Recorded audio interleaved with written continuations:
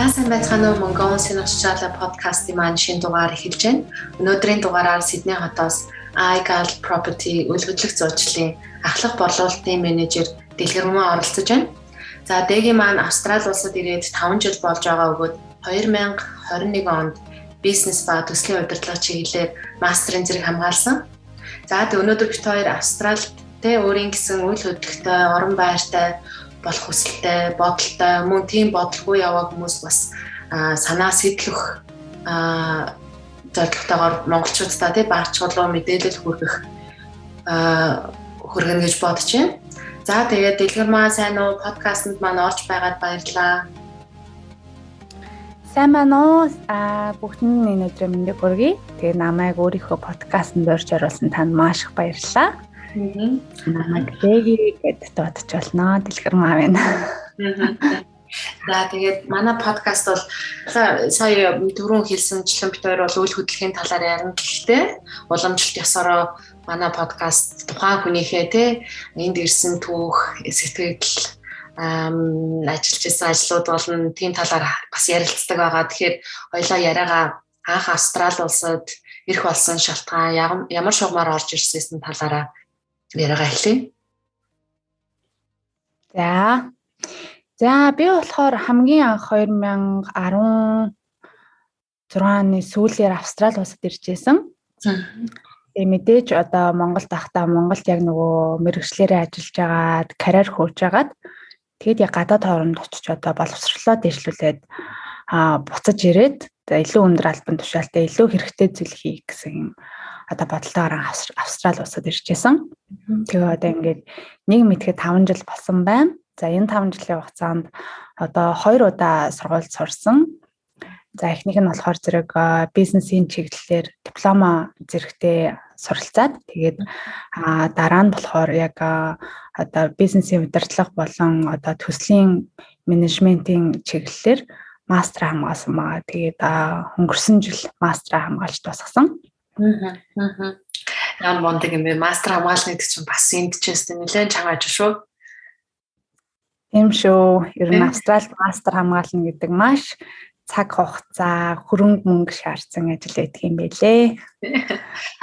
Анх дэгийн маань Сидней хотод анх л ирж ирсэн үү? Эсвэл өөр хотоос нөөж ирсэн үү? Ер нь анхны сэтгэл ямар байсан бэ? Би хамгийн анх Сиднейдээ ирсэн. Тэгээд Сиднейдээ л байна. Тэгээд Сиднейгийн охин. Тэгээд анх бол үнэхээр гоё байсан. Би яг нөгөө манай хүү маань маш жоохон байсан. 7 сард байсан. Тэгээд өвөл төрсөн болохоор Монголд яг төрөл маш их одоо ханаад хүрээл байсан. Тэгээд яг Сиднейд ирэл маш тийм ер нь бол агаар нь тийм гоё. Тэгэл хоол хүнс нь маш гоё. Ер нь анхны сэтгэл бол маш сайхан байсан. Тэгээд тийм гоё маш цэлмэг. Сидней маань өөрөө юм байнга борооны дараа одоо байгаа юм шиг маш цэлмэг тийм гоё өнгөлөг гоё хот учраас анхны сэтгэл бол үнэхээр сайхан байсан. Тэгээд юм манай Монголд байгаа монголчууд маань за гадаад руу явъя, за аль орон зүгээр үү, Америк уу, Канада уу, Австрали уу гэлдэг байх. Энэ дэгийн маань хувьд яагаад Австралийн Сидней хотыг сонгосон бэ? Юу нөлөө татав? Би болохоор зэрэг багаас Америк явна гэж боддог байсан. Тэгээ манай ах маань бас Америкт байдаг. Тэгэл America is my dream, New York is my dream гэл ингэ явдаг байсан. Тэгээд Америкийн тэтгэлэг хөөцөлтөд, Австралийн тэтгэлэг хөөцөлтөд байж исэн. Тэгээд Австрали нь бүтгэр болоод тэгээд Австралид анх одоо манай хүүгийн маань аав болон бид хоёр ингээд үерхэж эхлээд тэгээд би яг Австрали явахаар хөөцөлдөж байгаа гэд. Тэгээ манай хүүгийн маань аав бас Австрали явахаар хөөцөлдөж байгаа гэд. Тэгээд найз байхдаа бид хоёр анх тэгж уулзаад ойлголцоо. Тэгээд дараа нь бид хоёр ингээд хамт одоо амьдраад тэгээд хойл ер нь яг Австрали явъя хүүгээ тэнд одоо өсгөөд тэгээ буцаж ирээ гэдэг. Тэгээд хамгийн анх яг Австралид ирчихсэн. Тэгээд яг Америк бол стил одоо би Нью-Йоркт очихыг стил хүсдэг хэвээрээ. Гэхдээ Австрали улсаа одоо ингээд сураад ажиллаж амьдраад байна. Тэр ихэдээ 5 жил гэдэг чинь бол нэлээ суушаад одоо ер нь баг Америк руу явахаргүй л баг болохоор болцсон байна да. Тэгвэл Америкаас сэтгэл бас бодоол байгаа юм тий. Тэгингүй яг одоо мэдээж би бол эндээ яг нөгөө сууршиг гэсэн бодолтой байгаа. Яг нөгөө хүү маань одоо нэгэнтээ ингээд гэр бүлээрээ хүүхэдтэй болвол эндхийн сургалтын систем болон ингээд багасаа одоо 7 сартаас энд амьдрахаар одоо майндсет болон бүх юм ингээд австрал маягаар өсөж байгаа байхгүй юу. Тэгээд ер нь хүүгээ болвол яг одоо энэ боловсролын таслуулж болохгүй болохоор эндээ сууршиг гэсэн бодолтой байгаа. Гэхдээ мэдээж Нью-Йоркийн одоо тий breakfast and Tiffany тэгээд одоо очиж ирэн байна гэсэн бодолтой байдаг. Тэгээ хүн 6-таа гэсэн тэгэхээр эндхийн бас боловсролыг бас тэгээ маань ярьлаа штэ. Ер нь цэцэрлэг сургуулаар нь яг явуулаад ингээд ирэхээр монгол хэлээ хэр ашиглаж байна. Ер нь бас энд байгаа ер нь олон эцэг эхчүүдийн бас асуудал болдөө штэ. Хинтэгийн маань хувьд ер нь монголоор ярьж гэнэ үү, англиар ярьж гэнэ үү, монгол хэлээ хэр авч үлдчих байна. За бид хоёр ихэвчлэн англиар ярьдаг. Жохон бахтаа бол монголоор их сайн ярьдаг гэсэн. Тэгээ одоо бол яг нөгөө боловсрол нь одоо багш нар бүх найзууд нь англиар ярьдаг учраас англиар ярьдаг. Тэгээд монголоор бол заримдаа бас ярина. Гэхдээ одоо мэдээж гадаад өсөж байгаа хүүхдүүд бол монгол хэлээ бүр одоо мартах юуруугаа тий багаасаа энэ төрж өсөх хүүхдүүд бас жоохон хэцүү. Гэхдээ би энэтэй одоо багтаа бол монголоор сайн ярьдаг гэсэн. Тэгээд би бол тэгж итгэдэг шүү дээ. Хичнээн одоо энд англиар ярьж байгаа ч гэсэндээ одоо тархинд багаасаа 2 хэл сонсоод 2 хэл яриад өсчихсөн болохоор том болоод монгол хэлийг сэргээхэд бол тийм асуудал болохгүй байх гэж боддог. Гэхдээ мэдээж аль болох монголоор ярихыг хичээдэг. Тэгэхээр чи 7 сартаа байхдаа ирсэн гэсэн. Манай хүүчин нэг хүрэхээс өмнө ирчихсэн. Тэгэхээр одоо 11-тэй. Тэгээд монголоор ойлгоно. Тэгээд яг хариулт нь бол англиар болсон байгаа байхгүй. Тэгэхээр яг ч аргагүй хүн тэгээд яг чиний хэлдгээр яг багш нь найз нөхд нь үзэж байгаа юм нь яг англи хэлээр байгаа учраас илүү ингээд англиар ярих нь тэгээд тухайн хүүхдэд айгүй тухтай байгаа учраас англиар хариулаад намайг монголоор ярихаар 100% ойлгоод юу ч ярьсан ойлгоод байгаа хэрнээ яг хариулт нь бол ингээд англиар гарч ирээд байдаг байхгүй. Тэгээд ер нь бол сонсоод хараад хахад бол ер нь ихэнх айлын хүмүүс бол тийм л байдгийн байна гэж дүгнэлтэнд хүрээд байгаа. Гэхдээ буруу биш. Ер нь хүнд ер нь хэл ч гэсэн яг тийм байгаа байхгүй. Жишээлбэл миний ингээ 2 дахь хэл би чинь Японы хэлний инженер орчуулагчийн анги TC-г төгсөжсэн. Тэгээд тухайн үед чинь бас Японд IT-гаар сурч ирээд тэр үед миний 2 дахь хэл бол Японы хэл байсан. Тэгсэн одоо энд ирээд англи хэлээр яриад за англиар одоо японоор яриад ингээл япон хүн таараад япон найзууд ингээл таньдаг хүнтэй ярих гэхээр ерөөсөө япон үг нь орж ирдэг байхгүй. Тэгэхээр ингээл би ингээл өөрөө бодож байгаа. За манай хүүхэд бас яг ингэдэг юм байна да. Хичнээн ингээд яригээд ингэсэн ч даанч нөгөө монголоор нь орж ирэхгүй учраас англиараа шууд гаргаад идэм байна гэсэн бодол. Тэгэхээр хүүхдүүдэд бол буруу байхгүй байна гэж айгүй өмөрөх нэг юм хэлээ гэж бодоод байгаа юм. Ер нь бол хүмүүс надад аюул буруудахдаг байхгүй. Эцэгчүүдийнх нь буруу хүүхдээ монгол хэл сургасангүй монголоор яриад байхгүй ч гэдэг юм аюул тэгж буруудахдаг. Гэхдээ яг нийгэм нь яг орчин нь бол яах ч аргагүй тухайн орны хэлийг л илүү ярьдаг, сонсдог, ойлгодог болдгийн шүү гэж бас хэлхэн зүйтэй байх гэж бодож байна. Тэгээ энэ дээр юу гэж бодож байна? Тийм санаа нь хэлж байна. Одоо тэртээ түрүү эндхийн боловсролын системээр явж байгаа учраас тэгээд дээрэс нь одоо яг энэ бидний яг өнөөдөр амьдарч байгаа одоо энэ цаг хугацаа 5 жилийн дараа 10 жилийн дараа одоо бид нар бол багтаа ганцхан нэг одоо монгол хэл тэгээд орос английн сонголт байсан бол одоо энэ яг систем чинь global plot ирэхээр нэг хүн заавал 2 хэл сурах албагүй ч юм уу тий. Миний хүү одоо тэгээд би одоо цаашдаа тэгж бодохгүй Франц хэл сургана, Итали хэл сургана, Хятад хэл сургана, Японы хэл сургана ч гэдэг юм уу те. Ингээ олон хэл сургана гэж боддог болохоор тэгээд дээрэс нь хамгийн одоо сайхан юм нь бид нар одоо монгол хэлийг мартаад байгаа биш байхгүй. Ерөнхийдөө бол монгол хэл бол мэдээж бидний одоо юунд бол нэгт байж л байна. Аав ээж нь монгол хэмжин байж л байна. Тэрэн дээр ингээ нэгнийгээ буруутгах биш. Эсвэргээрээ яг англи хэлээр ингээ өөрийгөө 100% илэрхийлээд англи хэлний одоо энэ системээр academically маш сайн одоо утга уран зохиол ингэчих юм бол монгол хэл маань ч гэсэндээ одоо юу гэдгийг дараа нь миний хүү Францад сурахтаа хүртэл яг л тэр юугаараа одоо техникээрээ сурах учраас энэ дэр ерөөсөө санаа зовдөггүй. Тэгээд одоо монгол хэлээр ярихгүй байгаа хүүхдийг ч нэг буруутгаад байдаггүй. Тэгээ яг тэг угаасаа одоо усын уул ясын даана гэх чинь нийгэмд байгаа юм чинь энэ хэллээрээ л тэгээ энийг бас давуу тал гэж бодож байгаа ер нь бол. Том болоод миний хүү Монголоо мартахгүй гэсэн тийм айдас байхгүй. Сурна гэсэн бид маш итгэлтэй байгаа. Итгэлтэй. Аа. За хоёлаа цаашаа асуултаа яваа. Тэгээд анх бас энд ирээд хийж исэн ажил ямар ажил хийж тэрнийхээ талаараас хүмүүс сонирхуулаач 5 жилийн өмнөөс ахуулаад яг одоо ингээд юу хийж байна ажлынхаа. За тэгээ би чинь түмний нэг учраас түмний л нэг анх ингээл нөгөө Монголд байхдаа айгүй карьер өгөөл маш амбицтай тийм охин байсан. Тэгээ энэ дээрэл яг тэрүүгээрээ л би маш сайхан одоо төсөөлөд иржсэн боловч хүний нутагт бид нэр одоо бусдын л адил 0-оос нь эхэлж байгаа учраас одоо энд төрж өсөөгүй учраас 0-оос нь эхэлж байгаа. Тэгэхээр би бүх ажлыг хийжсэн. Буудалд ажиллаж байсан, айл цэвэрлдэг байсан, кафед ажилладаг байсан. Тэгэл орчуулга заримдаа хийн гэл ингээ те. Хийгээгүй ажил бол байхгүй хөгшин үнийг асарч байсан.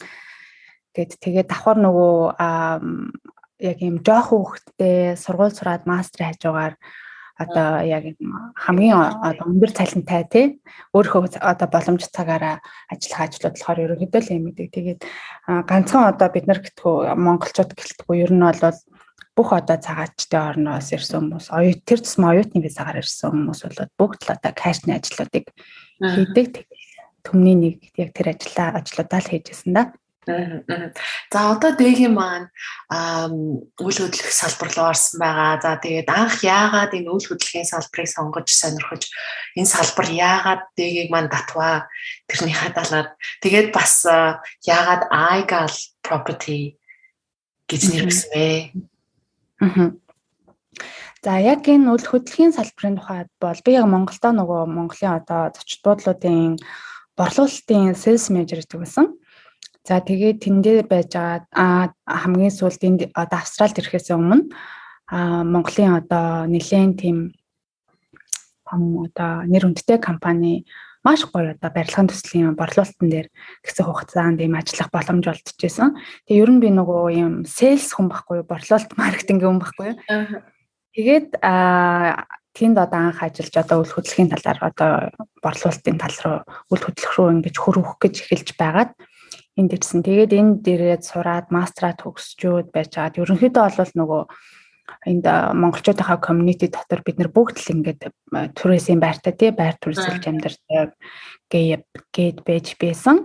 Гэтэл одоо миний одоо community танилуудын дотор одоо ийм үйл хөдлөлийн салбар руу тийм орох боломж байна гэдэг юмыг одоо харсан. Тэгээд судалж үзээд үнэхээр боломжтой юм байна тий. Австрали улсад ингээд яг энэ талаар одоо ажил хөдөлмөр эрхлэгүүл ямар юм одоо боломж потенциал байна гэж судалж үзээд тэгээд яг ийшээ одоо орж исэн. Тэгээд iGal-ийн хувьд бол бид нар бол харьцангуй одоо маш шин одоо байгаа 3 сард анх одоо ярилцаад одоо яг хэдүүлээ яг энэ талаар үйл ажиллагаа явуулъя гэж эхэлжсэн. За тэрнээс өмнө бол би яг ганцаараа нөгөө одоо Австралийн нэг тийм том үйл хөдлөлийн компанид ингээд одоо дагалдан гэх юм internship тий хийгээд яг судлаа явж байсан. За энэ яг миний хийх юм уу биш үү тий. Үнэхээр хийж чадахгүй бол би хийж чаддаг юм хөөцөлтийн. Үнэхээр одоо үйл хөдлөлийн салбар гэдэг чинь тийм ч амар юм биш. Хийж чадахгүй бол болио гэж явж исэн. За тэгээд би одоо яг багийнхаа одоо ариун наагч туулагч хоёрыг урд нь таньж мэддэг байсан. Тэгээд нэг өдөр ярилцаад ер нь яг энийг хийгээд үзүүл яа гэм бэ хэдүүлээ тий. Яг энийг одоо монголчуудад үйл хөдлөлийн талаар ойлголт өгвөл одоо биднэрт яг энэ хэрэгтэй юм байна уу? Хүмүүст хэрэгтэй юм байна уу? Эсвэл бид нэр зүгээр одоо ашигын төлөө юм хийх гээд байна уу? Тэгээд ярилцаад үзсэн чи үнэхээр энэ хэрэгтэй юм байна тий. Гуруулаа одоо яг сэтгэл зүрхээ зориулаад хийгээд үзье гэд. Тэгээд хийж эхэлчихсэн. Тэгээ энэ бол одоо Австрали улсад ажилд амьдарч байгаа. Яг ингээл гэр дотроо ингээл харахаар бид нар чи ингээл бүгд ингээл туризмын байр төлөвлөлтөө яана хүний мэдээж ажиллаж одоо амьдрах газар хэрэгтэй ч гэсэндээ маш өндөр одоо төлбөр бид нар байрны төрөөсөнд төлдөг. Тэгээ энийг яг ингээ өөрийнхөө байранд төлөх боломжгүй юм уу гэдэг энэ талаар бас ингээд ганц 2 монголчууд маань байр аваад эхэлчихсэн хүмүүс ер нь одоо яг нэрээ энд байрах боломжтой юм уу гэд нэг юм шивэр авир хийж эхэлчихсэн гэх юм уу. Тэгэл тэрэн дээр нь бид гурав гарч ирэл анх одоо ивентээ хийгээл хүмүүст боломж байна шүү. Одоо яг энд одоо талбар дээрх ер нь их мэдээлүүд нэг тийм нээлттэй биш байсан. Нээлттэй байсан ч гэсэндээ хүмүүс яг энийг тийм холын юм гэж боддог байсан юм уу? Эсвэл яг ингээд яг энэ рүү орж эхэлж байгаа хүмүүс нь бас ингээд бүх ингээд одоо publicly болж шүү гэдэг юм аа ингэж байгаагүй ч байсан юм шиг санагдсан. Тэгэл за гуруулаа ер нь энийг яг хүмүүст хэлий түгээ яг боломж нь юу вэ гэд маш одоо миний хувьд бол маш удаан судалсан, жил гарan судалсан энэ хугацаанд internship хийж байхдаа маш олон хурал цуглаанд суусан. Одоо хөрөнгө оруулалт гэж юу юм одоо жишээнд брокерийн цаатлын бид нар зээл өгөх гээд байгаа компаниуд нь юу яг энэ систем нь яаж одоо ажилтны те бид нар шиг юм хүний нутагт хар бороор ажил хийгээд ингээд байж байгаа хүмүүс үнэхээр байр авлаа гэхээр стресс нь ямар байх вэ боломжтой байлээ гэж буцаагаад financial одоо стрессэнд оруулах гэдэг нүггүй юу одоо дөнгөлөх гээд энэ ч гэдэг юм уу те ер нь бол бүх талаар нь судалсан тэгээд үнэхээр одоо хүчтэй эдийн засагтай тогтвортой эдийн засагтай ийм одоо хөгжчихсэн улсын хувьд бол энэ бол үнэхээр одоо энэ үйл хөдлөлийн салбар бол маш тийм боломжтой санагдсан. Гэхдээ энэ бол яг тийм талах худалдаж авах, машин авах гэдэг шиг тийм юм бол биш те. Энэ бол яг одоо таны ирээдүйн тал те. Ирээдүй гэдэг чинь одоо хүн болгоны оролдоо тоглоод авах юм биш. Тэгэхээр яг тухайн гэр бүлийн одоо нэг үйл хөдлөх авч чадах юм бол яг financially одоо юу гэдэг цаашаа ямар боломж байна, ямар эрсдэл байна гэдэг бодож тунгаажиж бас цаашаагийн гар чамлаад орчихсон явж байна. Гэхдээ харьцангуй бол одоо л дүнгиж эхэлж байна би тэгэд.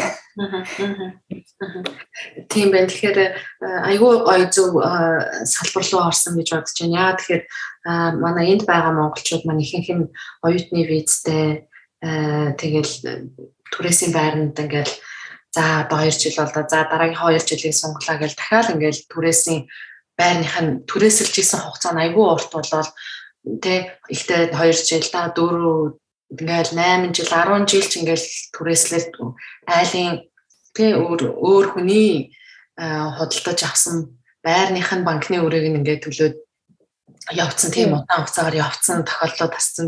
Ер нь ихэнх нь шүү баг бүгд гэх нь баг яахгүй бах тэ 95-аас дээш байна л гэж бод. Тийм байна. Тэгэхээр айгүй зөв салбар руу ороод монголчуудыгаа бас зөв талаас нь зөв өнцгөөс нь яаж бас санхүүгээ яг зөв зарцуулах вэ гэдэг тал руу нас харуулж өгч байгаа та нарт ийм үйл ажиллагаа эхлүүлж байгаа та нарт сонсогч нарын өмнөөс баярлалаа гэж хэлье.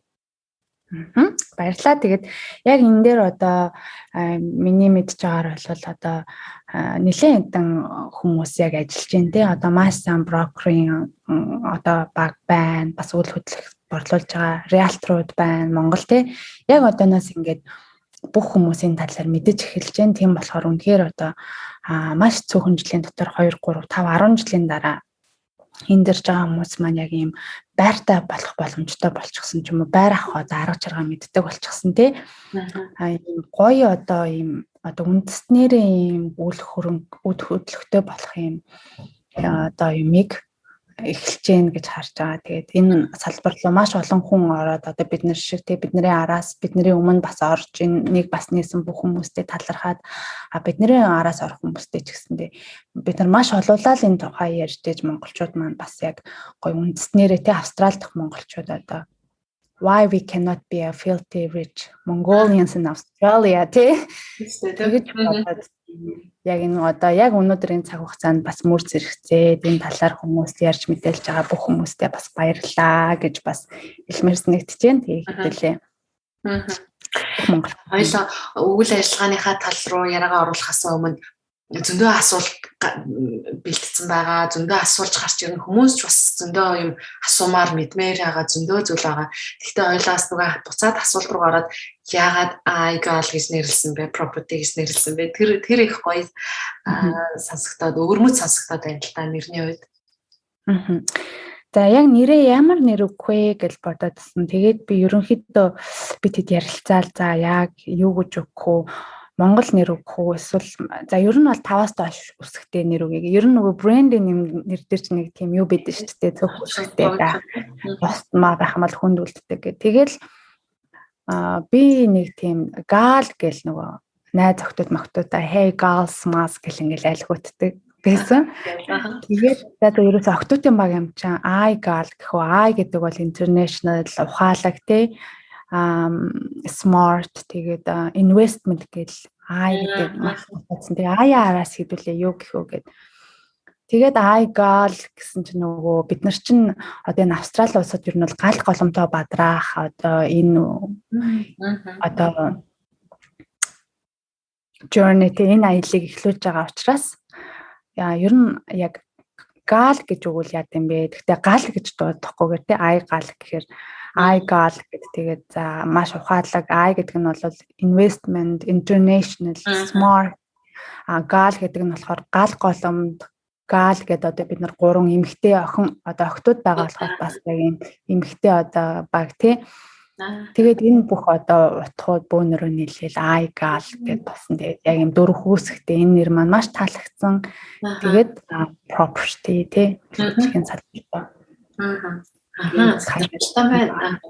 Тэгээ манай эмэгтэйчүүд маань хүчтэй шүү. Ялангуяа бүр Монгол эмэгтэйчүүд маань ийм ирч хүчтэй бас эмэгтэй хүн гэдэг талаас бас нэрээ бас өгсөн их гоё өрмөц гоё санагдлаа. За тэгээд хоёлаа за ингээм монголчуудын ихэнх нь оюутан визтэй байгаа гэж байгаа. Тэгэхээр олон хүмүүс энийг асуугаасаа гэж бодож байгаа. Тэгэхээр за эндхийн PR буюу тэ байнгын орсон суугчийн виз авсан хүмүүст бол зүгээр тодорхой тэ ямар ч брокер дээр ямар ч банкн дээр очиод ингээд home loan буюу ингээд байрны зээл эхлүүлж болохоор байгаа. Тэгэхээр манай монголчууд маань ихэнх нь оюутны визтэй байгаа учраас тийм хүмүүс үйл хөдлөх авч болно гэсэн үг юм уу? За энэ болохоор бид нар хичнээн оюутны визтэй ч гэсэндээ үйл хөдлөх авч болох уу гэвэл болно. Болдог юм бэлээ гэдгийг бас мэдээд тэгээд одоо яг энийг хүмүүстэй түгэж байгаа байхгүй юу? Энэ концепт нь бол ерөнхийдөө бол бид нар нөгөө Австрали гэдэг энэ сайхан улс чинь хөрөнгө оруулагч нарыг дэмжсэн маш сайхан бодлоготой. Эдийн засгийн хувьд ерөнхийдөө нөгөө бүх салбаруудын уялдаа холбоо одоо бид нэр бүгд боловсролын одоо шугамар монголчууд маань ирж гэн гэдэг шиг биднээс олон өчнөө олон хэдэн сая оюутнууд гаднаас ирж байгаа. Тэгэхээр энэ олон төр оршин суугч нар хаана амьдрах уу гэл тэгэхээр одоо орон байр хэрэгтэй. Орон байрыг яаж одоо олноор нь бий болох уу гэхээр л энэнд чинь одоо хөрөнгө оруулагч нар хэрэгтэй гэдэг. Тэгээ нөгөө оюутнууд нь өөрсдөө буцаагаад хөрөнгө оруулагч болох боломжтой ч юм ингээд уялдаа холбоонд маш сайхан дэмждэг юм одоо бодлогын хүрээнд, системийн хүрээнд, практикийн хүрээнд маш юм гоё боломжтой улс байсан. Тэгээд яг өнөөдөр бол одоо бид нар ямар иргэн юм уу эсвэл одоо PR буюу байнгын оршин суугч биш ч байлаа гэсэндээ хөрөнгө оруулалтын журмаар байр авч болоод байгаа гэсэн үг. Тэгэхээр гадны иргэдэд бол болно гэсэн үг шүү дээ. Тэгэхээр за тэгвэл за би ингээд зөвлөгөө авч байгаа хүн болъё. За би ингээд оюутны визтэй ингээд нөхөр одоо 2 хүүхдийн хамт амьдарч байна. Одоо ирээд нэг 3 жил болсон байна. Магистр сурж байгаамаа. За би ингээд юу бүрдүүлэх вэ гэд ингээд хамгийн ихний асуулт манай сонсогч нар маань бас ингэж л байгаа л та. Айгүй холын зүйл гэж чи түрүү хэлсэн. Яг тэрэн шиг яг ингээд юу эндхийн үйл хөдлөлийн бичиг баримт бүрдүүлээд эндхийн дэ уурчлага мөнгөний төлөөд энэ бүр айгүй хол санагдаад байна. Тэгэхээр яг анхны зөвлөгөө өгөхөөр энэ гэр бүлд юу гэж зөвлөх вэ? Яг ямар бичиг баримтыг зүгээр яг эхний ээлжинд олон л бичиг баримт бүрдүүлэх байх. Тэгэхээр эхний нэг 5-ыг дуртаач. Яг шаардлагатай. Яг энийг харддаг юм аа, үндэслэх юм аа гэдэг хэлвэл. За бичиг баримтны хувьд бол тэрнээс өмнө нэг зүйлийг хэлэхэд за Монголд бол ингээд нөгөө бид нар чи яг хөгжиж байгаа улс болохоор хөгжингүй орн болохоор одоо орон сууцны зээл бол маш тийм төвхтэй тий үнэхээр хэцүү ингээд бүх юмыг ухаж түнхэл ингээд байдаг болвол энд чинь болохоор нөгөө системээрээ одоо эрсдэл арай багтаа гэх юм мэдээж байрны зээл нь одоо тийм амархан биш юм боловч одоо энд яг тэр байр авч байгаа гэдэг нь өөрөө буцаагаад зах зээл нь ингээд нээлттэй байнга өсөж идэг. Дээрээс нь одоо буцаад ямар нэг эрсдэлтэй байлаа гэхэд тэр нь ингээд одоо өөрийнхөө эрсдлийг даах юм чадвартай юм чадамжтай одоо салбар учраас харьцангуй одоо Монголд байрах бас илүү харьцангуй одоо төвөг бол багтай. Гэхдээ энд бол маш тийм одоо байр авах алхмууд нь тийм тодорхой. Тэгээд одоо Монголд бол та зөвхөн өөрөө л байр авдаг үл энд одоо нэг хуульч брокер гэдэг маш сайн баг заавал хэрэг болдог. Тийм болохоор ерөнхийдөө одоо мэрэгжлийн одоо хуульч брокер заавал байр авахт чинь одоо тусалдаг болохоор харьцангуй өөрийн зүгээс бол гайгүй. Одоо тийм их стресс бол гайгүй гэсэн үг. За мэдээж байр авахд бол нөгөө урьдчилгаа төлбөр гэж юм байгаа тий. За тэгэл урьдчилгаа төлбөртэй болвол ерөөдөө бүрдүүлэх бичиг баримт гэх юм бол мэдээж одоо өөрийнхөө санхүүгийн чадамжаа баталсан бичиг баримтууд хэрэг болдог гэсэн үг. Тэгэхээр нөгөө одоо жишээ нь бид нар чинь Монгол улсаас энд ирж суралцаад байгаа шүү дээ. Тэгэхээр бидний нөгөө чадамжийг Монгол улс илүү сайн одоо Монголоос бид нэр илүү сайн одоо санхүүгийн чадамжийг батлах одоо юм боломжтой батлах нь одоо ойлгомжтой. Гэхдээ одоо энд ингээд ажиллаж амьдраад энд одоо такса төлж ажиллаж амьдардаг болвол тэр санхүүгийн бичиг баримт бол нэлээд хүчтэйдээ орно. За ерөнхийдөө альч одоо талаараа байсан бүрдүүлэх бичиг баримтын хувьд гэх юм бол мэдээж одоо банкны стейтмент орно. Тухайн одоо визаны статус орно. Нөгөө энтхийн банк болон банк бусууд өөр өөртөө юм арай одоо өөрөөр дүрм журамтай байдаг гэх юм уу. Тэгэл тэр тухайгаас хамаарат бичиг баримтаа бүрдүүлээ явчихж байгаа юм. За яг ингээд айл болгоны кейс дээр маш өөр тий. Хоёулаа хоёр зэрэг ингээд сайхан одоо бүтэн цагаар такса төлөөд ажиллаж амьдардаг байх юм бол тэр одоо бичиг баримт нь хэрэг болдог ч гэдэг юм уу. Эсвэл одоо эндээ сурж байгаа Монгол руу буцсан дээрээс нь одоо кэшэр ажилладаг болох гэх юм бол бас арай одоо Монголынх нь одоо бичиг баримт нь арай илүү өөрийн тодорхойлдог ч гэх юм уу. Иймэрхүү юмнууд байгаа. За ерөнхийдөө бол байр худалдаж авахд мэдээж хамгийн чухал юм бол өөрийнхөө нөгөө санхүүгийн чадамжийг баталгаажуулах хэрэгтэй байхгүй юу? Тэгэхээр тэр талын бичиг баримтууд хэрэг болдог гэсэн үг. Тэгэхээр за яг татвараа төлөөд албан ёсоор ажиллаж байгаа хүмүүс бол тухайн компаниас ажил олгогчоос бичиг аавна гэсэн үг үү? Эсвэл банкнаас ингээд байнга тогтмол орж ирдэг бичиг аавна гэсэн үг үү? За тухайлх юм бол за энд ингээд хоёлаа бүтэн цагаар ажил хийгээд одоо такса төлдөг бол TFN-ээр ажилладаг бол ажлын газрын тодорхойлолт employment letter тэгээд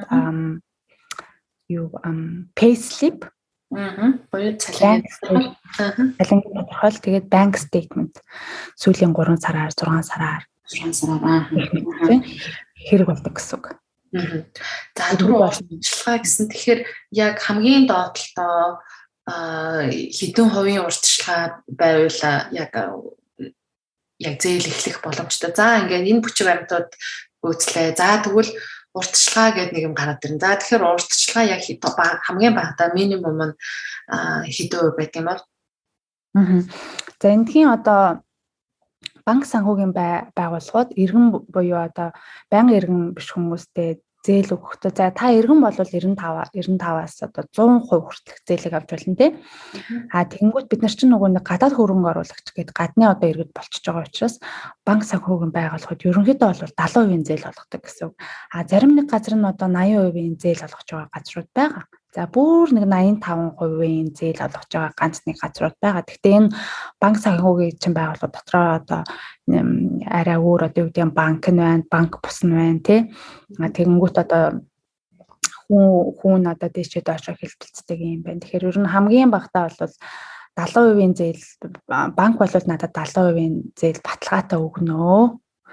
Би тэгэхээр 30% өөрөөсөө гарах хэрэгтэй байна гэж бодох хэрэгтэй. Тухайлах юм бол $500,000 нэг өрөө байр авах юм бол 30% гэхээр $150,000 байх хэрэгтэй л гэж бодчих хэрэгтэй. Ерөнхийдөө бол Тэгээд дээрэс нь за би жишээгээр явчих шууд хүмүүст ойлгоход амар байна. За $500,000 байран дээр 30% буюу одоо $150,000 байвал тухайн байрыг одоо авч болох нэ. Тэгээд дээрэс нь одоо Австрали улсад байр авахд иргэдэн ч гэсэн гадны одоо хөрөнгө оруулагч нар ч гэсэндээ 5-ны дотор тулдаг stamp duty гэдэг. Яг гэхдээ та одоо иргэн байх юм бол энэ 4% байдаг. Энэ болохоор зэрэг бас нутаг одоо бүс бүсээр өөр. Сиднейд нэг өөр байхад Мельбурн 4% байна, Сиднейд 4% байна тий. Тэгэнгүүт гадны одоо хөрөнгө оруулагч гэхээр энэ дөрөв дээр нэмэх Сиднейд 8 болоод 12% одоо 5-ны дотор төлөхөр болчтой. За Мельбурнд байр авах юм бол та дөрөв дээр нэмэх нь 9% гээд 13% татвар төлөхөр болчтой. За Камбера буюу одоо Австрали улсын нийслэл хотод маань болохоор зэрэг иргэнч байсан бай, гадны иргэнч байсан бай 2.5% одоо 5-ны дотор төлөөд байгаа. Тэгэд яг одоо танд урьдчилгаа 30% дээрээс нэмээд та одоо Сиднейд байр авч гин үү эсвэл Мельбурнд авч гин үү, Камберад авч гин үү гэдгээс дотроо бодоод Камберад гэх юм бол за үүн дээр нэмэх нь би 2.5% татвар төлөх ёстой шүү. Сиднейд бол би 12% татвар төлөх ёстой шүү гэж бодчих хэрэгтэй.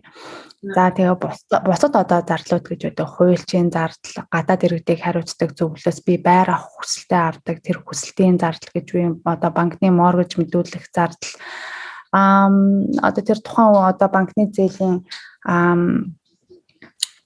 матгалч гэдэг юм жижиг сажиг төслүүд одоо төсөвнүүд байдаг. Тэр нь тухайн одоо байрны 2-оос 2% хамгийн ойролцоогоор 2% болдог. Тэгэхээр ерөнхийдөө бол 30 дээр нэмэх нь тухайн одоо орон нутгийн тамганы татвар, дээрээс нэмэх нь 2% бусад зардал гэж бодчих хэрэгтэй. Тийм.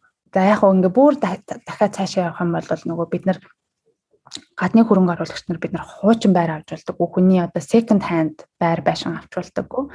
Эсвэргээрээ шинээр баригдаж байгаа юм уу? Баригдаад дуусчихсан байр авч болдог. Тэгэхээр баригдаж байгаа буюу одоо 23, 24 онд ашиглалтанд орох байрнууд дээр бас илүү одоо санхүүгийн хувьд боломжтой байдаг юм бас байгаа. Тэгэхээр яг нөгөө хөрөнгө оруулалтын одоо маш олон юм юмнууд байгаа байхгүй юу? Арга хэрэгслүүд байгаа байхгүй юу? Хизээ хаана гэдгээс хамаарат. Тийм ээ. Тэгэхээр бас state буюу мужи олоноос шалтгаалаад бас татврын хувь нь өөр байдаг байх нь байна. Тэгэхээр таадмаар яг Сиднейд байгаа Сиднейгийн хувь нь сая хэд гэсэн бэ? Илүү Сиднейгээс хүмүүс сонсож байгаа гэж одоо дахиад Сиднейгийн хувийг асуух гэсэн. За Сиднейгийн одоо татврын stamp duty нь болохоор 4 дээр нэмэх нь 8% байдаг. 4% бол иргэнч төлөх нь байна, гадаад иргэнч төлөх нь байна. 8% нь гадны хөрөнгө оруулагч нарт 8 болчихж байгаа байхгүй. Тэгэхээр энэ 12% одоо татварыг бол ямар нэгэн байдлаар хүн төлөх ч юм уу. Тийм бол таа төлөх хэрэгтэй. Нөгөөтэйгүр би бас энийг хүмүүст хэлдэг. Энийг бол бид нар одоо эргээр мэдээж 12% татвар ингээд яг үндэ илүү мөнгө өгөх гээд байгаа юм шиг санагдаад байгаа боловч хэрвээ энэ улс одоо арай өөр улс шиг тий бид нарт байр авах боломжгүй байх юм бол юу энд байр аваад хөрөнгө өсгөөд хөрөнгө оруулагч болох тийм болохоор үнэхээр сайхан одоо та оюутанч байсан байр авах боломж өгчл байгаа юм чинь энэ боломжийг харин татвараа төлөөлөх худалдаж авч байгаа л гэж ойлгоосай гэж хүсдэг ер нь бол тийм. За тийм байна. Тэгэхээр сайхан олон мэдээллүүдийг илүү авч байгаа ах гэж найдаж байна манай сонсогч нар.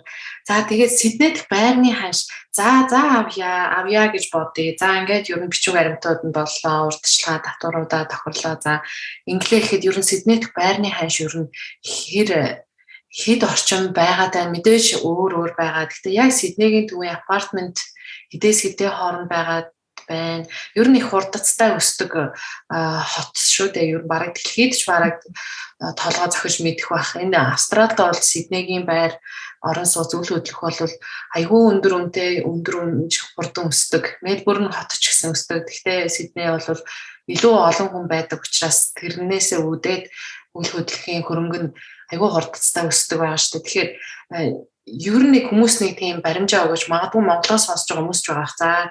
За бас ингээд төлөвлөд очие. За бас нэрээ ирээдүйд бас ингээд нэг очиод байр авалт хэдийн хооронд бас орон сууц.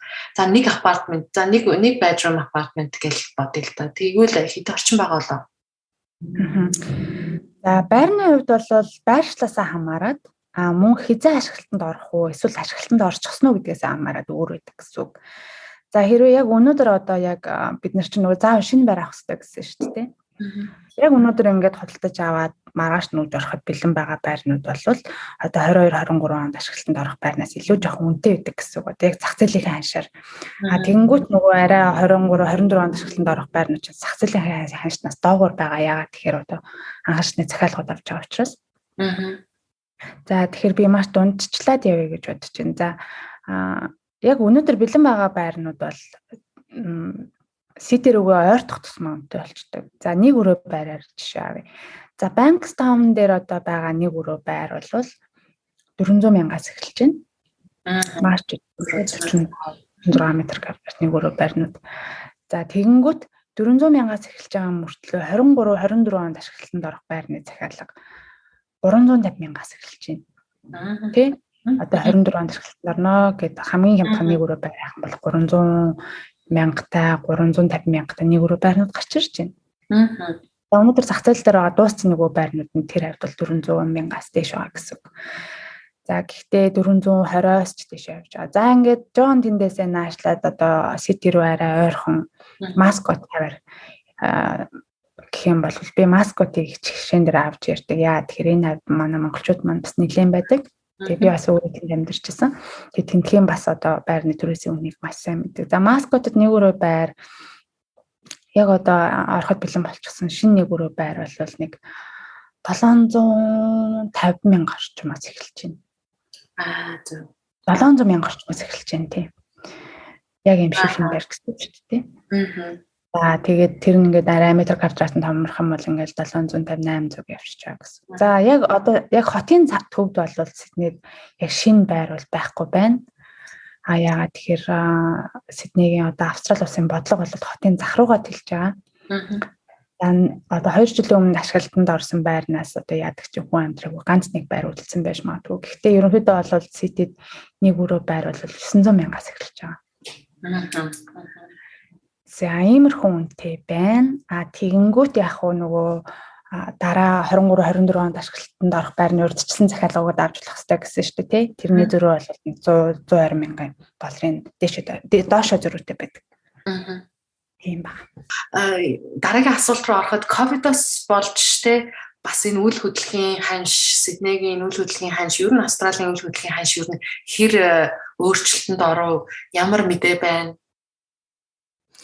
За маш гоё асуулт асуулаа. За эсвэргээрээ нөгөө Австралич нь сая 3 жил хилээ хаачихсан байсан. Яг ковидын үеэр 19 оны сүүлээр 2021 гээд 2022 оны ихэнх хүртэл хилээ хаачихсан байсан. За энэ үеэр одоо яг одоо үйл хөдлөлийн салбараа одоо уналтанд орно гэсэн боловч эсвэргээрээ бүр бүүн болох эхлээд тавьсан. За яагаад вэ гэхээр Австрали улс чинь өөрөө одоо гаднаас маш их одоо боловсролын системээр маш олон мянган оюутнуудыг татж байдаг. 2.6 сая цагаачттай. Дээрэс нь гадны одоо ажилчдыг татаж ирнэ одоо эдийн засгийн эргэлтийн одоо эргэлтийг одоо эргэлдүүлж идэг тэр томоохон хүчин зүйлүүдийнх нь оюутан болон гадны ажилчид байдаг учраас одоо энэ зүйлийг 3 жил шахуу ингээд барьчихсан гэсэн үг. За тэгээ байжсэн чинь дотоод эдийн засаг юу болсон бэ гэхээр байрны үн унах болов гэсэн чи эсэргээрээ өсөд за яг бодит жишээ нь 550,000 долларын байрыг 750,000 болгоод зарад жилийн дотор 200,000-аар өсчихсөн. Энэ бол ковидтай л холбоотой. Ингээд одоо зарим нэг газар бүр 10-аас дээш хувийн өсөлт гараад ингээд явж байсан. За ингээд байж байгаад сая Австрали улс маань хилэнээсэн. За 30,000 оюутан ихний ээлжинд татна гэсэн 15,000 одоо ажилч оюутан татна гэсэн ингээл маш олон бодлогод явагдаад байна. Тэнгүүд ч нөгөө 2 жил баг 3 жил шахуу нөгөө хаацсан байсан эдийн засаг чинь ингээд одоо дэлгэчгээр одоо жишээ нь Испани одоо цар тахлын араас Испани улсын одоо эдийн засаг бол маш сайхан одоо хурдтайгаар одоо дараагийн 2 3 4 5 жилд өссөн. Тэг яг тэрэн шиг ерөнхийдөө бол нөгөө барьцсан юмыг мэдээж ингээд задаа тавихар ч юм бол маш гоё ингээд одоо эрчимтэй яаж агсан маш хөдөлгөөнтэй байгаа гэсэн үг. За үүнтэй холбоотойгоор 2021 оны 3 сараас ахуулаад маш их одоо гадны хөрөнгө оруулагчны дотоод болоод энэ virtual маш олон хурал цуглаанууд болсон. Үүн дээр бол одоо Австралид толгой зогтөг одоо бүх том барилгын компани болон банк санхүүгийн байгууллага ерөөсөө маш олон тооны баян хөрөнгө оруулагч нар болон хөрөнгө оруулалт хайж ирсэн одоо байгууллагуудын том хурал цуглаанууд болж ирсэн гэсэн үг. За ингээд ерөнхийдөө бол одоо Австрали улсын үйл хөдлөлийн салбар бол өсөлт нь бол маш өндөр байсан 6-8% болсон. Үүний дараагаар бас ерөнхийдөө ийм шуум яваад байгаа. Одоо 23 онд бүүн болно гэдэг. За ерөнхийдөө одоо энэ салбарын одоо маш том мэдээний агентлаг болон засгийн газрын вебсайтууд болон одоо Австрали улсын үйл хөдлөлийн одоо маш том мэдээллийн одоо магнат 2 том сайт болох domain болон real estate-ийг ингээд таваараа тарах юм бол маш олон тийм мэдээлэлүүд байгаа. За тийм болохоор ерөнхийдөө нөгөө 2 жил 3 жил ингээд дотоодын ингэж ярьж нөгөө барилгын салбарын одоо ханган нийлүүлэлт нь багассан гэх юм уу? Хэлгээл хаалттай байсан тий. Тэгэнгүүт нөгөө дотоод эрэлт нь буцаад одоо энэ олон хүн орж ирсээс эрэлт нь нэмэгдээд ингээ ханган нийлүүлэлт эрэлт хоёрын огцол төр энэ одоо салбар бол дараагийн 3 жил маш сайхан өснө гэсэн юм ерөнхийдөө юм яваад байгаа. Тэгээд энэ ихнээсээ ч гэсэн ер нь батлагдж байгаа. За өнөөдөр бол одоо туризм байр болоход маш хэцүү байна гэсэн хүмүүс маш их яригдж байна. Маш олон оюутнууд орж ирж байна. Мөн дээрээс нь туризмын байрны үн одоо маш энэ цөөхөн сарын хугацаанд бол 40-50 доллараар буцаад нэмэгдэж байна. Энэ бол одоо маш том тоо гэсэн. Одоо бутрахаагаар биш одоо 10 доллараас дээшийн доллараар нэмэгдэж байгаа гэсэн үг. Дээрээс нь Австрали улсын одоо дотоодын нийт бүтээгдэхүүн 5% ороод ирлээ ч гэдэг юм уу. Тэгээд ер нь ингээд бүх талаасаа ингээ харахаар одоо Австрали улсад байр аваад хөрөнгө оруулагчаар байр аваад хөрөнгө оруулах юм бол одоо таны хөрөнгө оруулалтын одоо үр ашиг бол дараагийн 5 жил маш сайхан байна гэсэн юм эдийн засгийн үзүүлэлт тооцоонууд байна. Бас том одоо юм энэ одоо салбарын хүмүүсийн хэлж байгаа бас юмнууд бас байна. Тийм шүү. Энд ер нь үйл хөдлөх айгүй эрчимтэй айгүй хурцтай өсдөг штэ. Жишээлбэл манай гэр бүл чинь 2019 онд одоо яг энэ 2 дахь байраа аваад орсон. Тэгээ бид нар чинь яг Мельбурний төвд апартмент биш бас нэг тусдаа хаус байдаг л да. Тэгээд 600 завдлаар 650 м квадрат газартай. Тэгээд тухайн үед чинь 19 онд 670 мянгаар аваад тэгээд сая 2 жилийн дараа гэхэд харахад бол 800 мянга хүрсэн явжсэн байхгүй 2 жил. Тэгэхээр үнэлгээ нь л дээ. Тэгэхээр ер нь бол тэрийг бол яг боддоор бол яг энэ бас энэ харагдчихж байгаа байхгүй хамаагүй эрчимтэй үнэн өсдөг. Жишээлбэл Монголд байгаа үйл хөдлөх ер нь ихэр сайн өсдөг бай. Тэрэн дээр бол би нэг сайн өсөхгүй гэж бодож байна. Энд бол одоо жишээлбэл за 10 жилийн өмнөх байшин за мэдээж яг second чиний түрүүн хэлдгээр second hand house болчих юм л да. Тэгэхээр 10 жилийн өмнө баригдсан байшин гэхэд одоо ингээл жил болгон ингээл үнэн нь улам өсөөл одоо мэдгүй 3 жилийн дараа хэдэн долларын үнэлгээтэй болох юм. Тэгэхээр Монголд баригдсан байгаа апартмент одоо 5 жилийн өмнө наа чи шинэ байшин биш юм шүү дээ. Шинэ апартмент биш юм биш тэгээд үнэн өсдөггүй ч юм уу. Тийм тохиолдол байна уу? Ер нь Монгол, Австрали хоёрын үйл хөдлөлийн энэ үнийн өсөлт ер нь Монгол ерөөсөө өсөхгүй байх шиг байна тий. За би Монголыг бол үнэхээр одоо энэ Австрали улсын үйл хөдлөлийн зах зээлийн талаар сүүлийн нэг жил маш олон юм уншиж судалсан гэх юм хуралцаглаанд оролцсон. Тэр бас нэг барагцаа байгаад байна. За Монголын хувьд бол маш одоо ийм ойрхон барагцаа хэлэхэд бол хэцүү байна. Дээрээс нь одоо энэ Австрали улсын үйл хөдлөлийн зах зээлийнх нь бүх мэдээлэл ингээ ил бийж идэг байхгүй юу. За тэгээ би одоо хэдэн сарын өмнө Монголд бас нэг ийм хотхны борлуулалт дээр ажиллаад ингээд Монголын одоо үйл хөдлөлийн салбарын мэдээлэл дата нь юусоо ил биш.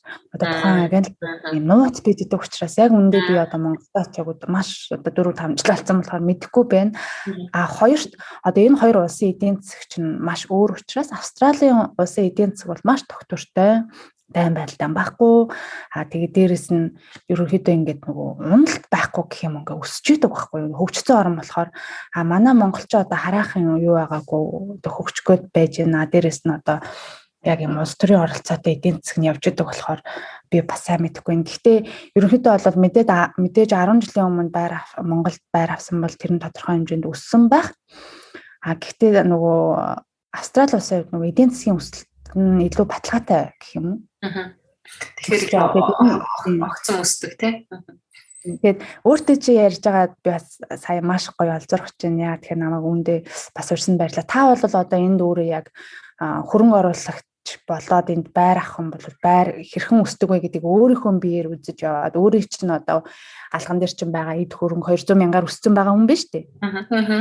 Тэгээд бас одоо яг хүмүүсийн эргэлзээд байгаа нэрээ үний юм уу өсөх юм уу гэдэг байгаа хүмүүс бол доктортой эдийн засгаа одоо эргэлзүүлж ятдаг энэ том салбарууд нь өөрсдөө доктортой.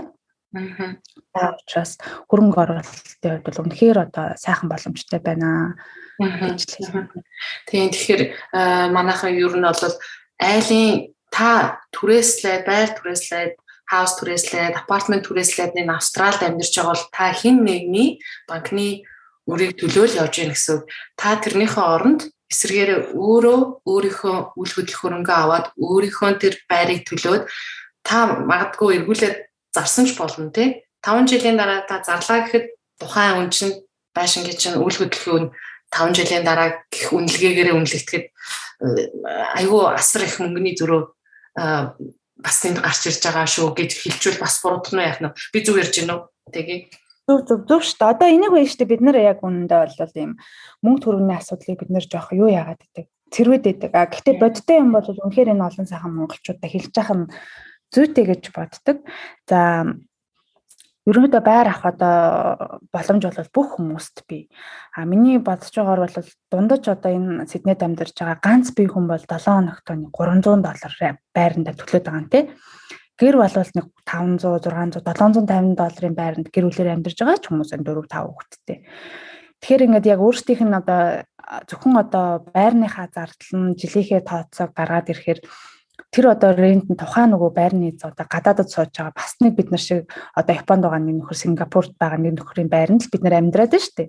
Тэгэхээр тэр банкны моргэж нь одоо хангалттай төлж байгаа байхгүй юу ер нь бол Тэгээ нэг нөгөөх нь айгүй олон жил суудсан тий айгүй их мөнгө төлсөн байдаг. Тэгэхэд тухайн хүн өөрийнхөө байрыг аваад тухайн өөрийнхөө зээлийг төлөө явж исэн бол ямар амар ашигтай яг ямар тий өөрийн юм гэдэг чинь өөр юм шттэ.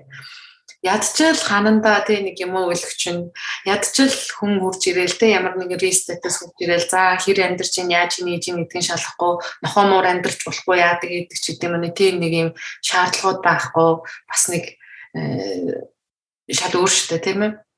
Тийм шүү дээ. Өөрийн юмд амьдраад ингээд одоо урьдчилгаагаа төлөөд тий ингээд өөрийнхөө байранд ороод тэр сайхан хадгаа уяад тэр өөрийнхөө байрны моргожиг төлөх хичнээн одоо сайхан байх уу тий тэр момент үнэхээр ямар сайхан байх вэ? Дээрэс нь одоо энд чинь нэг байр авах юм бол та бол одоо 2 дахь авсан гэж шүү дээ. Ерөнхийдөө нэг байр авчих юм бол 2 дахь авч болдог юм эдийн засаг байхгүй. Энэ мэдээж байр аавна гэдэг чинь бид нэр одоо $100,000 дээш одоо юмны одоо мөнгө ер нь бол толгойд эргэлдээд шүү дээ тийм.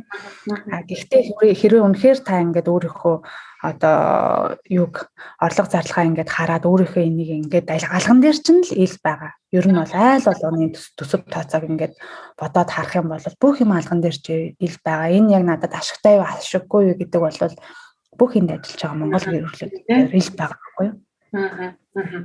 За тэгвэл ингээл та за оюутан визтэй ингээд буцаад за хаус авчлаа гэсэн буцаад харих боллоо. Тэгэхээр ямар асуудал үүсэх вэ энэ үед? Бас хүмүүс гайхаж байгаа л та. За би ингээ оюутны визтэй байж байгаа. За би нэг үйл хөдлөх авчлаа. За яаж хийж байгаад авчлаа. За орлоо тэгсэн нөхцөл байдал circumstance өөрчлөгдөд харих боллоо. Буцъя гэхээр энэ үед яг яах вэ? Зарах уу? Эсвэл за би зармааргүй байна. Энэ ингээд өсдөг үйл хөдлөхөө. За ингээд би Монголдо байсан ч гэсэн энийг удирдах болох уу гэсэн бас асуулт гарч ирэх байх л да. Keep энд нь property үйл хөдлөхийн байлгаад түрээслүүлээд ийм боломж байдгийн болов эсвэл заавал зараад харих ёстой юу? За энэ бол болно. Одоо тухайлх юм бол Сиднейд амьдарч байгаа одоо энийг сонсч байгаа нэг гэр бүл нэг байр түрээсэлж байгаа шүү дээ тий. Хэр эзэн бол Австрали байх албагүй. Ихэнх нь бол Хятад, Сингапурууд одоо төрсөн маа Сиднейд маш гэдэг. Тэгэхээр тэр хүмүүс чинь одоо тэндээсээ энд ирээгүй мөртлөө байранд тухайн амьдруулад ингэж байгаа байхгүй. Ерөнхийдөө та энд байр авсан болвол одоо өөрөө амьдэрсэн ч бай, өөрөө л түрээслүүлсэн ч бай, байрыг хариуцдаг эйженси гэж байдаг. Тэгэхээр тухайн эйженси бол та одоо энд байж байгаа байраа үлдээгээ явах юм бол тэр эйженси таны өмнөөс таны байрыг одоо хариуцж үлдээд одоо бүх одоо нам журмын асуудал шийдээд явна гэсэн үг. За хэрвээ та энд одоо байр аваад моргежийн зээлтэй байж байгаа байр аваад Монголд бол зарж болохгүй тий. Энд бол та моргежийн зээлээ аваад маргааш нь зарж болно. Гэхдээ ерөнхийдөө бол одоо энд нэг байр авсан хүн бол эхний 5 жил ерөөсөй байраа зардаг маш ховор. Одоо яг ковидын үеэр бол сая үнэхээр 100-200 доллараар өссөн болохоор хүмүүс бол байраа зарж байгаа юм. Гэхдээ ихэвчлэн нөгөө энэ өсөлт чинь урт хугацааны өсөлт хоёрт маш тийм дээсэн тийм одоо өсөлт 1 жилийн дараа таны авсан байр чинь ингээл 30 мянган доллараар нэмэхээр тэр хүн дараа жилийн зараа гэж юу хэзээч тийм боддоггүй юм л да. Тийм учраас одоо та оюутан байж байгаад аль болох эрт байр авсан дээр авсан тохиолдолд Монгол руу буцлаа гэдэг тэрийг болоод эйженси харж үлдэн. Дээрээс нь та одоо тэр тухайн моргежийнхаа зээлийг, банкныхаа зээлийг төрөөсөө төлчихнө. Мэдээж тэр дээр бол одоо зээл алхам байна, зээлийн дараа яах вэ гэдэг юмнууд байна. Одоо маш олон мэдээллүүд танд хэрэг болно. Тэр болгоныг бол та одоо бид нар дээр ирээд авч болно. За тийм байна. Хоёулаа ингээл тий яриалаа бол аюу олон асуултууд ингээл гарч ирнэ. Хүмүүстэй бас энийг мэдүүлэхсэн хүмүүс юу гэж асуумаар байгаа бол гэсэн асуултууд аюу их л байна л да. Тэгэхээр хоёулангийн ерөнхийдөө подкастын маань цаг дуусах төгсөж байна. Тэгэхээр та эдтэй маань яаж уулзаж ингээ те эхний зөвлөгөө эхний уулзалтаа яаж авах вэ? Та хэд маань саяхан 4 сард Сиднейд уулзалт хийсэн байгаа шүү дээ, семинар хийсэн байгаа. Тэгээд тэрнийхээ талаар бас хүмүүстэй яриад хаяг утсаа бас хэлээд өгчөөл хүмүүс маань. За тэгээ. За бид хэдийн хувьд болохоор зэрэг одоо Австралид одоо үйл хөдлөлийн салбарт нэлээд доктортой 10-аад жил болчихсон. Маш том үйл хөдлөх хөрөнгөний одоо ийм том одоо компани гэдэг. За тэрний доор нь одоо ийм үүсгэн байгуулагдсан одоо эйженси байхгүй юу. Тэгэхээр бидний хувьд бол одоо Австралид ийм нэртэй данстай буух газартаа одоо буцах эзэнтэй ийм байгууллага байгаа учраас одоо тухайн одоо таны хөрөнгө оруулалтын талаарх бүх мэдээлэл бидний өгч байгаа мэдээлэл, банкны моргежийн мэдээлэл мөн дээрээс нь одоо биднийг одоо танд одоо байр авах чинь тусалж байгаа энэ одоо хуульчнаар, брокерууд, банкны зээл олгож байгаа тэр банкнууд энэ бүх газрууд бол маш тийм дээсэн найдвартай газрууд байгаа шүү. Мөн дээрээс нь одоо бидний өгч байгаа энэ бүх мэдээллүүд болохоор өнөөдрийн одоо яг эдийн засаг одоо энэ үзүүлэлтүүдийн дагуу маш тийм зүйтэй мэдээлэлүүд бас өгч байгаа шүү гэдгийг хэлмээр санагдаад тийм болохоор та биднэрт итгэж болно гэж хэлмээр байна. За хоёрдугаарт гэх юм бол бид нар одоо Mongolian Investment in Property гэдэг MIP гэдэг ийм одоо хөрөнгө оруулалтын тухай юм одоо уулзалтуудыг хийж эхэлж байгаа. За анхныг бол Мельбурнд болж байсан. За хоёр дахь ивент маань Сиднейд болсон. За Сиднейд болсон одоо уулзалтан дээр бол бид нар 50 хүн гэж бодож байсан боловч 70 гаруй хүн ирсэн. За энэ дээр бол бид нар нөгөө яг танд байр зарах гэдэг ч юм уу та байр аваа гэсэн ерөөсөө биш. Бид нар энд ерөөсөө нэг ч монгол хүнд бид нар энд байр одоо зарах гээд байгаа юм биш. Хэрвээ та ингээ хүсээд байр одоо юм үйл хөдлөлийн салбар руу ороод хөрөнгө оруулагч орох хүсэлтэй байгаа л тэр хүсэлтээр чинь л бид нар ер нь тусалж өгч байгаа гэсэн.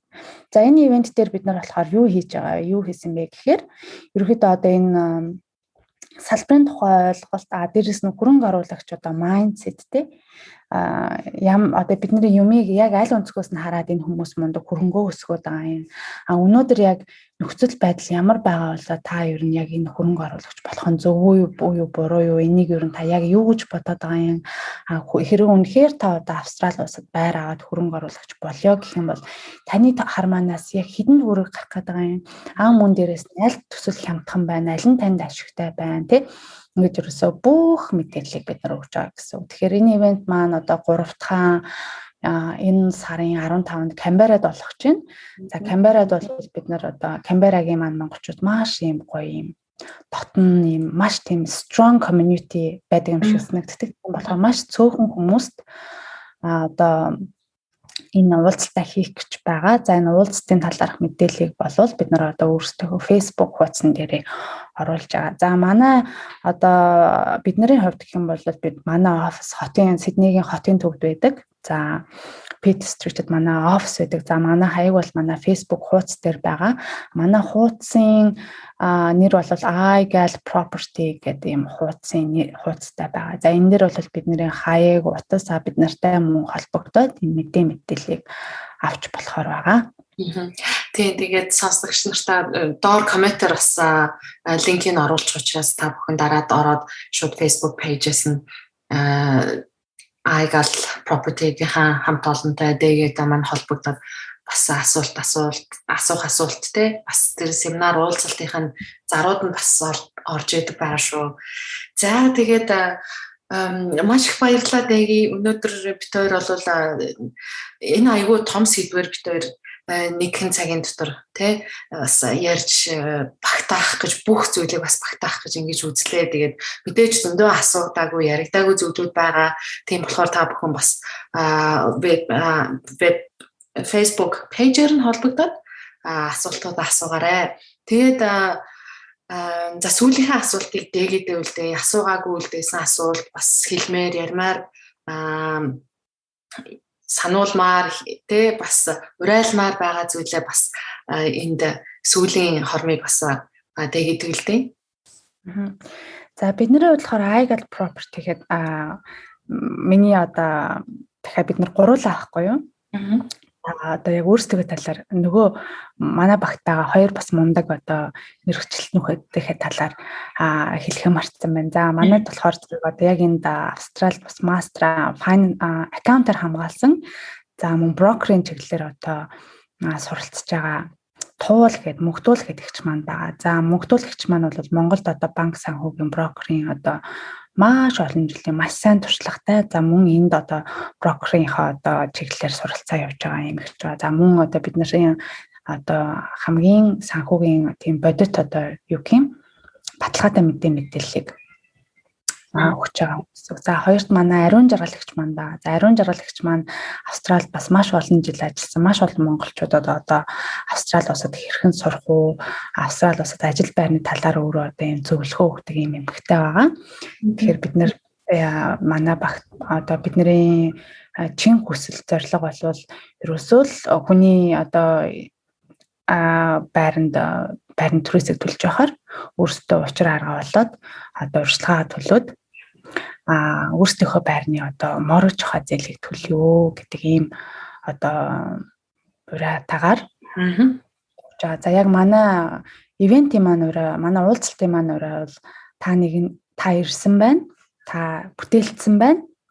Одоо та өөрөө эзэмших болсон гэдэг ийм уриалтай байгаа. За энэ юу гэсэн үг гэхээр ихэнх одоо энэ Австрали улсад ажил амьдарч байгаа монголчуудын маань дээдлийн хэрчүүдийн маань хувь нь болохоор Австрали улсын одоо барилгын одоо салбарт одоо хүчин зүтгэдэг. За маш юм одоо энэ зах зээлийг одоо дээдлийн хувийг одоо базж байгаа одоо хилцэж байгаа бүтээлцэж байгаа Австрали улсад одоо босч байгаа баригдаж байгаа бүхэл энэ сүндрэлж байгаа барилгууд дээр монголчуудын маань оролцоо байдаг. Тийм болохоор та нэгэнтээ энд ингээд Австрали улсад ирж гисэн юм бол нэгэнтээ Австрали улсын бүтээн байгуулалт гэдэг энэ том зүйлд одоо гар бие оролцож байгаа юм бол энэнийхээ хишгийг өөрөө хүртээд өөрөө байртай болоорой гэдэг юм одоо уриалаа зэнтэй бас энэ уулзалт маань болж байгаа шүү. Өөрөдөө бол одоо ингээд маш олон монголчууд маань нүүрс хөтөлбөрийн талаар ярьж эхэлж байна. Та маань хүртэл одоо өнөөдөр намайг ингээд подкастт оруулж байна. Яг одоо яг манай iGal-д бол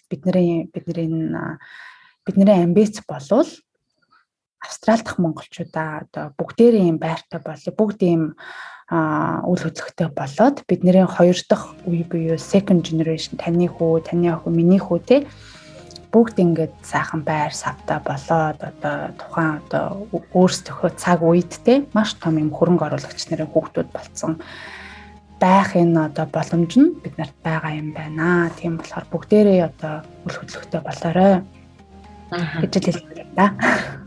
Айгуу сайхан уриалгалаа зүүн бүр олон хүмүүсийг бас үе нэр яат юм болоо мэдээд мэдсэн нэг нь нэрээ тийштэй би бодоо яваад байсан энийг нэг нэг сайн уулзаад нэг ажил хэрэг болгоё даа гэж бодож байгаа хүмүүс маань айгүй обогшсон байх саяны урайлгыг сонсоод тэгэхээр та хэдтэй энэ сайхан үйл ажиллагаа явуулаад монголчуудыгаа бас хүний газар ч гэсэн заавал хүний орон сууцнд амьдрахгүй өөрсдийн гэсэн гал голомтоо бүтээх орон байртай болох энэ сайхан нөхцөлийг анхлаад бас анхдагчийн нэг ингээд мэдээллийг хүргээд явж байгаа та бүхэнд маш их баярлалаа. Тэгээ сонсогч нар маань ч гэсэн өнөөдрийн подкаст маань маш их хэрэгтэй мэдээллээр дүүрэн байсан байх гэж найдаж байна. Тэгээд Сидней хотоос Дэлгэрмаа, Мельбурн хотоос цацаанаар холбогдлоо. Баярлалаа Дэги. Маш их баярлалаа цацаагчдээ. Тэгээ бид бас дараагийнхаа уулзалтыг Мельбурнд хийх гэж байгаа. Тийм болохоор тантай заавал уулзнаа. Тэгээ удахгүй Мельбурнд уулзъя. За баярлалаа. За баярлалаа.